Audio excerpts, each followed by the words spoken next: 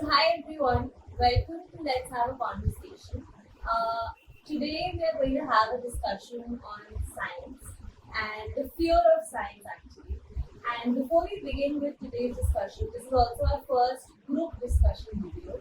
I'd like to ask you both to please introduce yourself in maybe a line or two about your work background, or if you want to say anything about your hobby.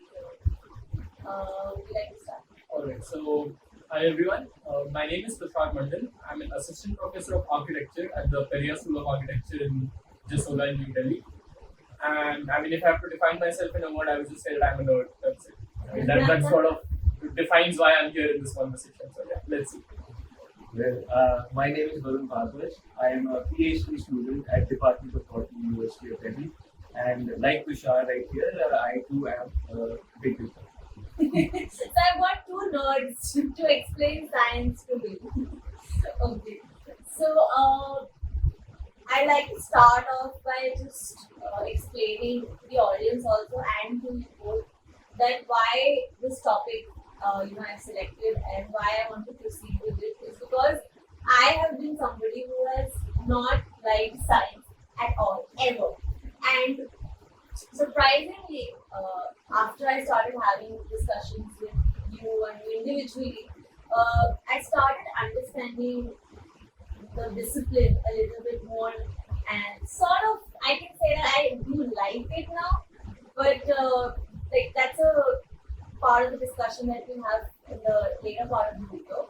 But I'll start off by asking you both that what made you choose science as a discipline? Like I'm sure 11, 12, you chose science stream. Did you have medical, non-medical? What do you have? So for me, it was non-medical, but I mean, I think the reasoning for why it was non-medical is not something that is meant for this video. But other than that, I feel But other than that, I feel for me it was always supposed to be science because commerce was something that did not really interest me, and I've always been more interested in how things work rather than what is the outcome of things working. So I felt that science was probably my natural calling, so I went for that. So yeah. I feel I'm not very specifically into a certain field of, let's say, that physics, chemistry, bio, whichever. It's not like one of those three particularly interested. I think I'm equally interested in how things work. But did your parents or just the fact that the society wants that science students are supposed to be the ones who are more intelligent students, and even parents somewhat at our time wanted their children to take up science. Like it was a thing that if you take up science, you are the brighter student, you are the one who gets more attention. So did that pressure had anything to do with you choosing science? So in my case, I was lucky that I did not really have that sort of a pressure from home, because one thing that was clear for me was that I don't want to become an engineer, right? So because the pressure from home is not that the student has to take science, but it's more about that, okay, I want to be like an engineer or a doctor. But I was lucky enough to not have that sort of a thing that sort of pressure from home, so I was free to choose. So it was more or less my own decision to pursue science. And what about you? Well, for me, science has always been the only option. To my mind, science is and the procedure of unraveling the life's mysteries, and it sort of tackles the most fundamental questions about ourselves and the things that are around us. How things work. To know how things work is important, but more important than that is how we go about investigating how things work. And it also puts into perspective why we do what we do and what are the means to achieve it.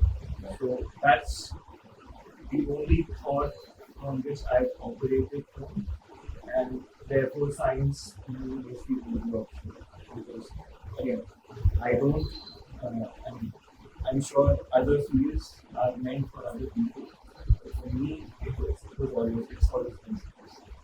And same question, did your parents have any pressure or any sort of influence on you? Oh, not at all, actually. But frankly, my father, I recall once I had this conversation with my father, and I said that because again, while growing up, growing up, you naturally become curious as to where you want to go, and you do seek out help from your elders. My father said to me, pursue what you think is best. That's what it is. So again, I have acted on that advice. Okay. So I'll take that point ahead on parental pressure and just add that why I feel that is a very important part of a lot of students taking up science. Of course, that's not the case for you both, but especially in my school, I remember when I had the time came when you have to opt for your stream, and I scored pretty decent score in my 10th standard, and always wanted to take up humanities, which was very easy for me also because my score was something which made me choose whatever stream I wanted to take. And even though my parents have always been okay with it, that you choose what you want to choose, the people around, my peers, their own friends, family, extended family, everyone started questioning that decision. That Arey, your daughter has scored so well. Why did you not make her choose science? Or why did you? And the next best option is why did you not make her choose commerce? So it's like a hierarchy that we have created, like a caste system. There is stream hierarchy. That medical is on the top. The biology वाले बच्चे वो मतलब super intelligent है. Then are the ones who are a little less intelligent, so they take up non-med. Then commerce with maths, commerce without maths, and then comes the humanities untouchable students who are like the most neglected, ignored. Like even in my school, a lot of teachers had science teachers. I remember there was this one chemistry teacher who once passed this comment that art students go very low, like that, and we are all listening to it, right? And so there is this mentality even amongst the teachers that if you are not science students, then you are not actually busy. You are not the student who needs attention, who needs concentration. You can do other work of the school, the admin work or the work that is not very important, insignificant, things are running around. But if you're a science student, you can't touch that student. He or she has to focus. He or she has to study, prepare for all sorts of competitive exams, etc., etc. So I felt for a long time that my disliking for the subject also stems in from this attitude that I always faced that sort of she's not taking science type of an attitude, right? So to you guys, of course, in your school time, did you also see that sort of an attitude in teachers, or maybe I think you did not have humanities in your school, but you still had commerce. So was there a disparity between students who took up science and who took up commerce, or any sort of attitude change you saw between your friends? Because I'm sure not all of your friends took up science. Some of them must have taken commerce also, commerce without maths also. So any shift in attitude between teachers or your environment, like suddenly because you've taken science, did you feel that the friends around you, colony friends or your family members started treating you differently?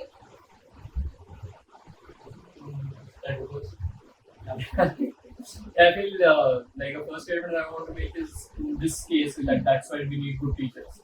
Yeah. I mean that's the first thing that comes to my mind. This is exactly why we need good teachers. In that, irrespective of the field, there should not be any sort of discrimination, right? This is a blatant form of discrimination, no matter how much you sugarcoat it, right? So that keeping that aside, at least I don't particularly feel so that we had.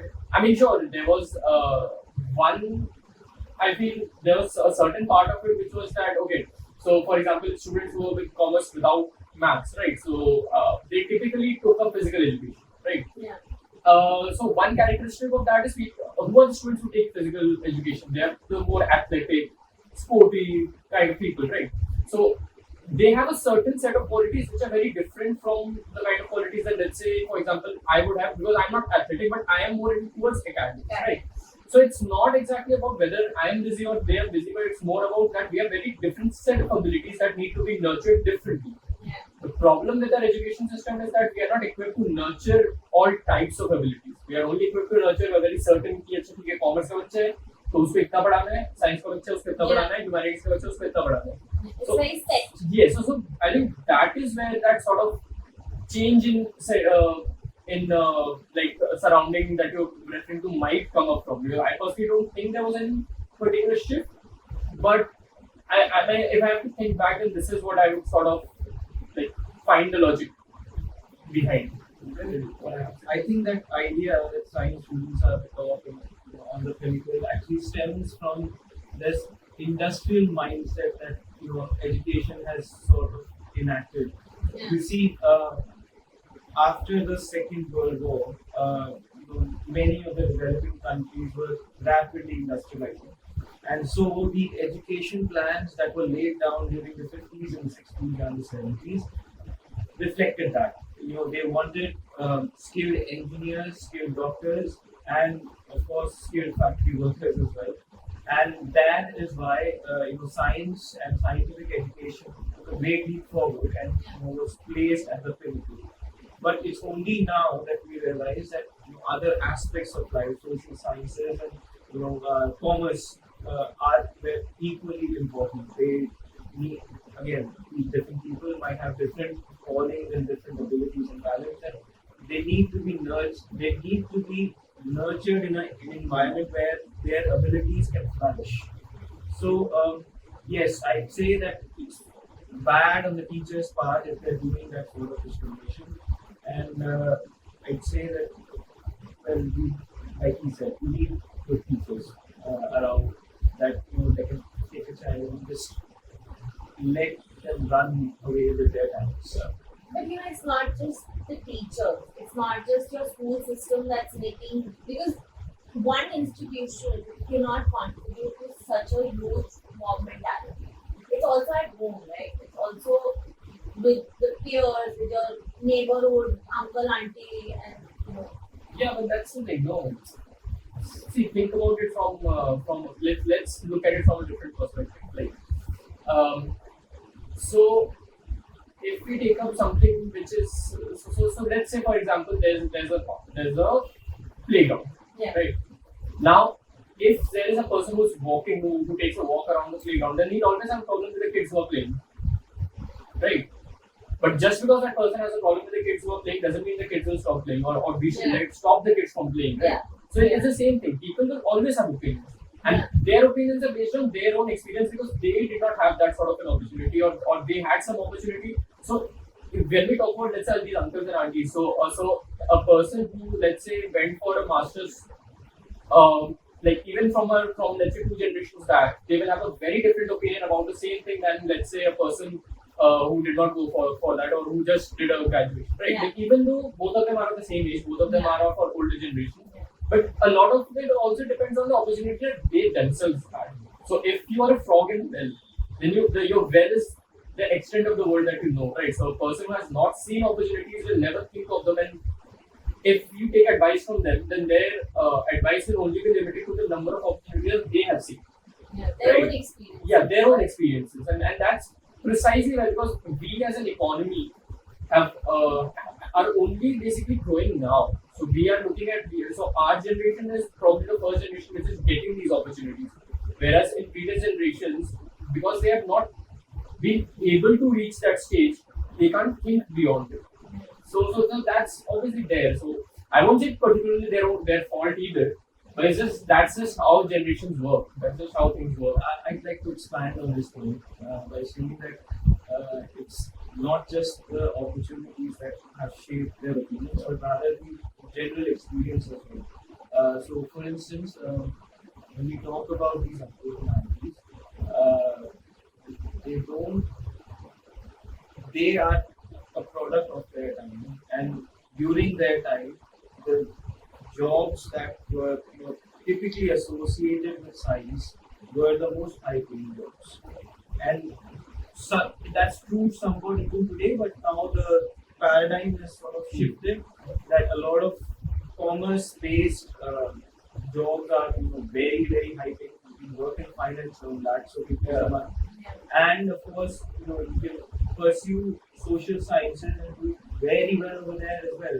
So naturally, the opinion, because opinions shift after there is a shift in the paradigm, the opinions will eventually change towards a more holistic Yeah. and not place these in a hierarchy, but rather as different branches. Yeah. Sources. So I'll shift the conversation to a different direction now. Going back to basics. One of the reasons why I particularly did not like science, and it was not a very hidden fact, that I have always been openly saying that I don't like science and I don't understand the concepts. I don't understand it. It's just not my thing. But I remember that I was not always bad at it. I would understand, I would score well, and I would also be able to, answer questions in class, do well at chemistry practicals or physics practicals, because those were the parts that I understood. Like when you are doing an experiment, the entire thing is written for you in the theory form, and you're following the instructions. It's easier for you to understand what you're doing than what you read as a theory. But later on, I think once I passed out of school, I understood that my lack of interest in the subject was mainly because of the fact that I did not understand, or maybe my basics of the subject were not clear. And that's also what I realized when I started having these discussions with both of you individually, that even the most basic concepts which are taught in the fifth, sixth standard, you remember it so clearly and so accurately that even without revising or going back to your books, you can explain it at any given point of time. So when I want to actually understand a little bit of how was science introduced to you guys in your school, or how were the concepts, how did you encounter these concepts? Because I'm sure at some point you remember where it all started from. Maybe it's not the most accurate time period, but what was that point that made you realize that okay, this is something that interests me, this is something that creates a sort of curiosity in me, I want to explore. And I'm sure you went back home, studied about it more, surfed the internet, read some books about it in the library, but there must be some contribution by some teacher or some concept that clicked that got an interest in you. Because that's not what happened with me, at least in my school experience. So, how did it start from for you guys? You should go first because there are quite a few points that she sort of touched upon. I don't want to address individually. So yeah. Sure. Well, I think it was 2 years ago. I was cleaning out my closet and I happened to stumble upon one of my old textbooks from back in fifth grade. And so as I was skimming through the pages, I realized that it's a workbook. So you came to like to answer in my book. And I had written in some page that plants make their own food. So this was back in class 5, and we were being taught that by our teachers in primary school. It's only now, after so many years of study, we know how they make food. But to a child about let's say 11 or 12 years of age, that concept was wholly new. And the thing is that I always used to wonder how do plants manage that? Do they have kitchens nearby, or do they have stomachs? These were the basic formative questions that I might have had as a child during my days. And of course, there's another incident where there's this great teacher of mine. I had her in 7th class, Miss Monica Das. Ma'am, if you're watching, she was telling us about this, and this was when we were studying about conductors, as in materials that conduct electricity as opposed to insulators that don't conduct electricity. And she was narrating this story where she had to put the plug in the socket And while doing that, she erroneously used a knitting needle to basically lift the third spoke up and just insert the plug. And to her surprise and to her dismay, she got electrocuted. And so what I'm trying to get at is that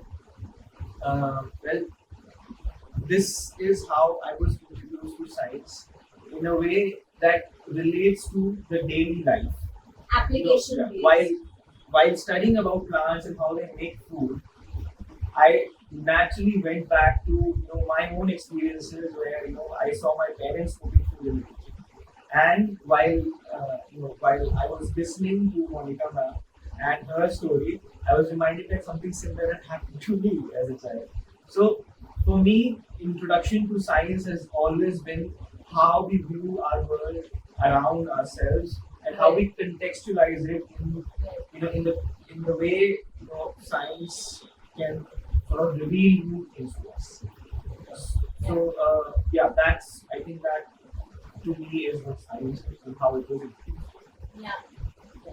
So before I start, I think just to give a little context, we both are from the same school, so we both know the same teachers. So okay, so like in your introduction, you touched upon quite a few points that I would want to address separately. So the first would be that, like you said, right, that when you were doing those experiments, you were able to do them and you liked them because you had a certain set of instructions, you followed them, and you got the result, right? Yeah. Which I think is the very basic of science, Yeah. right? Like the difference between science and non-science, and when I say non-science, I don't mean commerce or humanities, because I feel somewhere those also fall under the bracket of science, right? But the difference between something which is the scientific method and non-scientific method is that if you do the same experiment with the same variables and the same apparatus and follow the same steps, you get the same result every single time. Repetition is the basic. So it's not just repetition, but it's establishment of fact. Yeah. Right, and I think that is a basic core tenet of science, right? That there are certain facts that don't change. Yeah. Right. So, but at the same time, you're sort of saying that because you understood those things, so it's not like you were not good at science, but you just did not understand the basic, which I never liked them. Yeah. But I think that speaks volumes about our current education system, right? Like because like Varun said that our current education system was sort of developed during the Industrial Revolution. So it aims at producing people who can work. It aims at producing people who can follow instructions. Followers who can follow instructions rather than who can think for themselves, right? And that is why most of us are very good at when we are given a set of instructions, we can follow them and we can do the job, even if we don't understand why that is happening. Right? We can't troubleshoot. Yeah. If there's a problem that occurs, we can't solve that problem because we don't know what is happening outside of those certain variables, right? So, I think a core problem or a core thing whether someone likes science or not is whether they understand the basics or not, and that is by understand I don't mean whether they inherently understand it or not, but whether they were explained or not. A lot of it, because see, in formative years, a student does not have any liking, right? It all depends on the person who's teaching, right? And if you get a good teacher, fortunately, then you like. I don't think there would be any subjects that you don't like. Yeah. Subjects that you don't like depend on the teachers. How it's been taught. How it's been taught, as simple as that. Now coming to how I got introduced to science, I think it would probably just go back to class 4 because we had a subject called EVS, which was science and social science combined in environmental studies, right? So I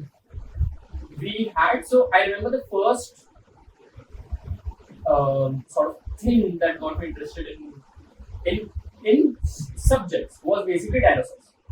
I've been a huge fan of dinosaurs. I'm still a huge fan of dinosaurs. And so in class 4, we studied the evolution of man. We did not really study dinosaurs. We studied the evolution of man. I think somebody had gifted me an encyclopedia. So because at that time, class 4, I don't think we had internet. As it was. So coming back home, opening the encyclopedia from evolution of science, I discovered dinosaurs, and I think that is where my complete journey of getting immersed into science, into this world. Because learning about dinosaurs is not just learning about dinosaurs; it's about how they died, right? It's about what was the kind of environment back then, and from that you realize that okay, Earth is a planet. So what happens when Earth is a planet? There are other planets, right? And then how does the environment work? So the meteor crash, like the prevalent theory at that time was that the meteor crash had killed all the dinosaurs. So what's a meteor? What is the impact of a? It's more about propagating questions, right? If at any point of time in any student you can create that one small flame of curiosity, then you don't need to teach that student. That student will teach himself or herself. The student will learn by himself first. So the role of a teacher after that is just to guide them, right? But it's just about that understanding those basics. Like he said, right, it's about applicability. Like a very simple example, I think I've given that to you as well before, and I think I give that to everyone is that we are taught subjects in a way that are just subjects. We come back from school and we're done. We forget about those subjects, right? We learning about states of water is just learning about the states of water. We don't really understand, okay, we actually use ice in our everyday life, right? We don't really understand, like a very simple question I post, and even now, every day, like grown-ups, people who are from science background, non-science background, everybody, a simple question I pose is that when you freeze water, right, when you're putting water in the freezer in your fridge, why do you not fill the container completely? Why do you leave a small amount of empty space? Everybody instinctively knows that you have to keep a small amount of empty space in that container while you're putting it in the freezer, but nobody understands why. And we have been taught that way back in class 5, 6, and 6. Expands, right? Because it expands, as simple as that, right? When water freezes, Thank God I know. when water freezes to ice, it expands. We don't really need to. If we know what happens, a person who's curious enough will try to find why. But right now the situation is that we don't even wonder what is happening. Yeah, Right. I'd actually like to add on that example a little bit. So one of my most favorite concepts of science is from physics. This concept called inertia. Yeah. So we were taught about this in our 9th standard, and unfortunately at that time our physics teacher was on some leave, and we had this 1 month substitute teacher who had come in, and she was supposed to take up this chapter. And of course, I was somehow not able to connect to what she was teaching. She was new, doing it for the first time. So this concept and I never understood. I marked it up for the exam, but I never understood what it meant. And we had to do a practical, science practical in our classroom where everyone had to make a model. And I remember my friend, she was also my class partner, Judy, her name is Judy Eliza Thomas.